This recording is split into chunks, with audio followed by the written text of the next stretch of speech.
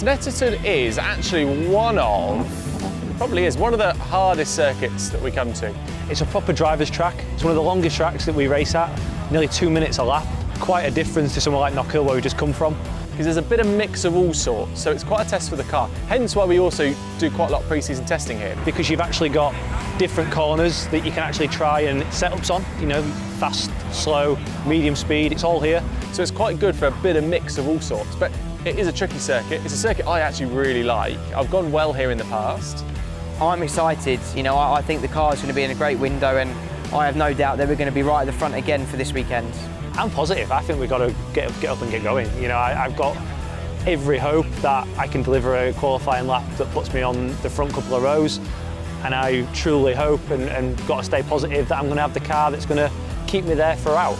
So I don't think anyone really knows how we're going to perform until we get down to the nitty-gritty and until we get into qualifying as to who's maximised and who's made the best at the best of the conditions. Just have a similar weekend to what I had at Knockhill. You look back at what we've been doing and how things have been tough and they haven't changed in a long time, and you could easily come here and go, this is going to be another tough weekend, but I refuse to believe that it has to be that way.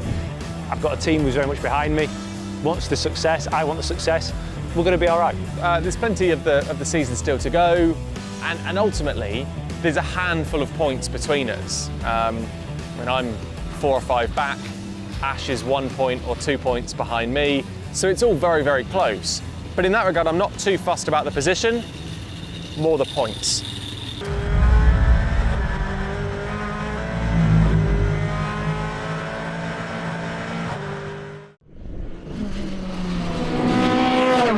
Knockhill was amazing, you know, it was, I scored, you know, 59 points out of a possible 65. So yeah, from a points point of view, I don't think it gets much better than that. So yeah, Knockhill was actually my last race in Jake's car. As you can see, I'm wearing a blue BMW t-shirt now, so I've actually came back for the weekend to help on Stephen's car. My job will be taken by Dom, who was previously number 2 on Stephen's car. I've worked with Dom for a number of years. I first worked with Dom when he was doing work experience at Carlin, when I was doing Euro F3. I have every faith that, you know, Dom will be the right man to take over from me. You know, I wish Jake all the best in the rest of the season, and I've no doubt he'll definitely be there until the last race at Brands Hatch, and hopefully, yeah, he'll be able to bring it home, and I'll be able to maybe celebrate with him. So. We're staying here for as long as we dare. The shade, that's what everyone else is doing.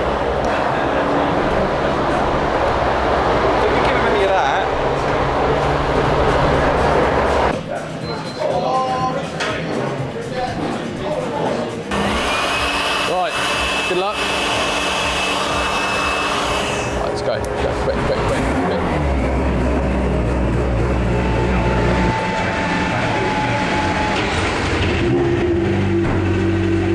So nervous. What I'm nervous about, first event as a number 1, that sort of thing. But no, I'm more just want to keep it on pole, carry on from Knockhill. Got a point to prove, innit, Grumps? Absolutely. Dan Rowbottom has lost a lap time for track limits. We'll start the list in a moment. As up towards the line comes Ingram, goes through now, and as he goes over the line, that puts him quickest, a 1:56.1, 55 thousandths quicker. Tom Ingram goes on to pole. Jake Hill, on his first flying lap, has just gone quickest. Jake Hill, 1:55.870. There he is. So Jake Hill has gone fastest by 10 from Colin Turkington. So the WSR BMWs are 1, 2 and 3. We're currently P4, so it's Hill, Turkington, Jelly, and you. So it's 3 tenths now. He just keeps going, doesn't he? Yeah. He's got no fear. Here comes Camish to back up to the line. Will he set a lap time that will improve this time? It hasn't been particularly good in the sectors. Neither of them were faster than his previous one, and he doesn't improve. Ting is currently 4th, so the best of the front-wheel drive drivers, and this is on board as he heads into Coram. Over the timing line, stays 4th. Yeah, doesn't improve. Let's box this lap, mate. We're not going to do it. Box this lap. I'm surprised that people are not going quicker in the second half, because Tam's just going to be so hot. But Jake Hill, with the road to himself, quicker than anybody in the first sector. Remember, he has got 4.5 seconds of hybrid usage per lap, and he's not yet used any of it. Now, don't forget, Jake Hill and Colin Turkington, 2 pole positions each this year, so this is the kind of shootout between the two. Camish has gone 8th, coming into Coram. He has got the Cooper there of Will Powell to get past, which he negotiates. Runs wide, gets sideways, catches it, but that won't have helped the lap at all. No, that would have messed up this lap and the start of the next lap. That's really unfortunate for Jake. Remember the last time we saw him, he had traffic in exactly the same place. 55.8, Colin Turkington again on pole. What are the symptoms then? The trouble is, I had a high oil temperature all the way through. I can't cancel the alarm. So I've got flashing lights on the dash for high oil temperature, 137. But I can't cancel the alarm, so it's on all the time. I think it's messing. P8, he's a little bit disappointed, he got held up on one of his fast laps by Gelly going slow on mine, so it is what it is. You know, ultimately my championship challenge ended a while ago. You know, I think it ended months ago, not even quite recently at the end of the day, and I came to terms with that a long time ago. Obviously the team know I need some help, and they're doing everything they can. And when the breakthrough comes, I know it's going to come. We can have some success towards the end of this championship and get some good results. And I think that's important for next year to start strong, because I want to go for this championship next year. I've got no full belief that I can, and there's no reason I can't. I mean, I've been in this championship now. 2014 was my first year, so I've come perilously close on a couple of occasions to winning it. I mean, I've been racing since I was about 5 years old, and actually the BTCC was what got me kind of interested in motorsport in the first place. So I've devoted my life to it. For Laura and I, this is our life. This is what we do. We go touring car racing. You know, I've loved this championship, and I continue to love the championship. The only piece that's missing so far is to win it. Good first one, mate. Yeah, can't complain too much. Yeah. Well done. It's all right, my job's definitely gone now. Yeah, you ain't got this anymore either. Sacked. Yeah, we just finished qualifying. Bit gutted because we was on a really good lap. I just made a bit of a mistake into the last corner, Coram and Murray's, and ultimately that cost me the pole really. So a bit annoying, but really just looking forward to tomorrow now. You know, very, very exciting day ahead. It's going to be another hot one, but I'm sure we're going to have a very good day, being that we start off the front row. So looking forward to it.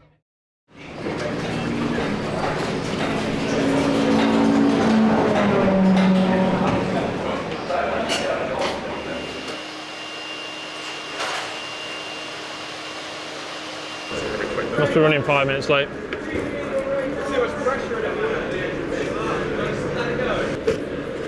Mate, it's now. You try and do it from the tap now, it'll still out loads. And get a rag underneath. We're thinking we might be going green in the next minute, just to be warned.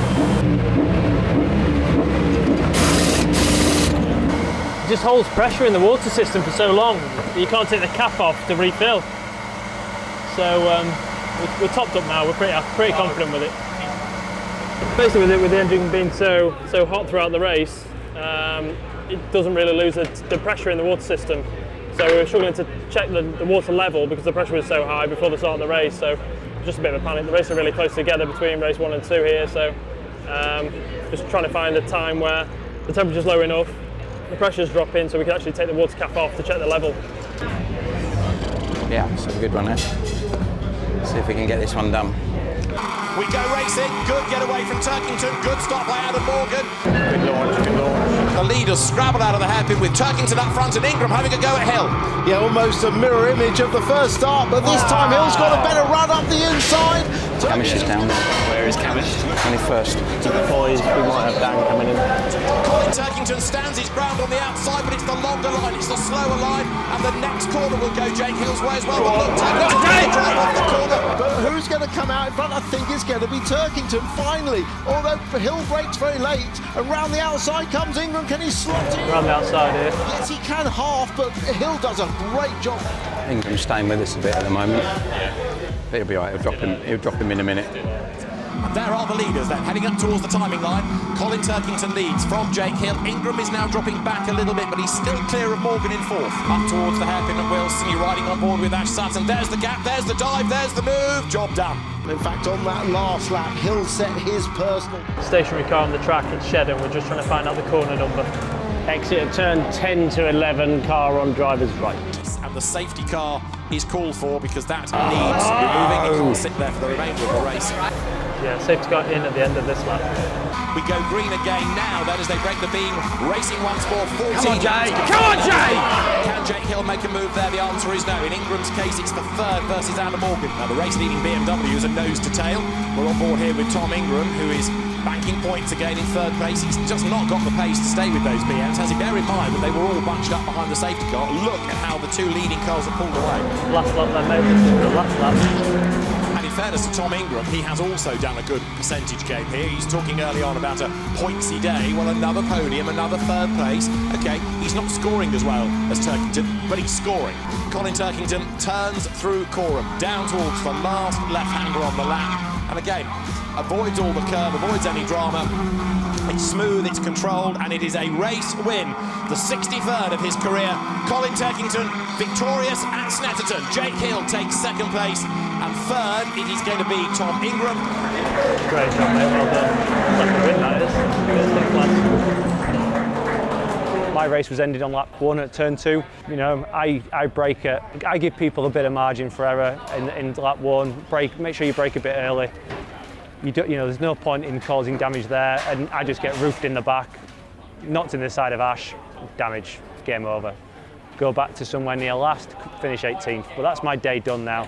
Obviously, we just finished the second race there at Snetterton in this like 34, 35 degree heat, whatever it is, and yeah, it's killing us really. It's so hot in the car, you just don't have any air to breathe. But you know, we've had a great couple of races there with 2 second places, lots and lots of points scored, which is fantastic. And now we've just got to finish strong in race 3, which I'm looking forward to. A copy and paste from the first race really. Held station, Adam came back at me a little earlier than he did in the first race, managed to hold him off. Again, good points, which is what we needed, but the good points in the sense that we scored good points against everyone else, but the 2 guys that we were going with in the championship obviously outscored us, which is a little frustrating. But you know, I think overall we did well in those 2 races against cars that have been faster than us this weekend.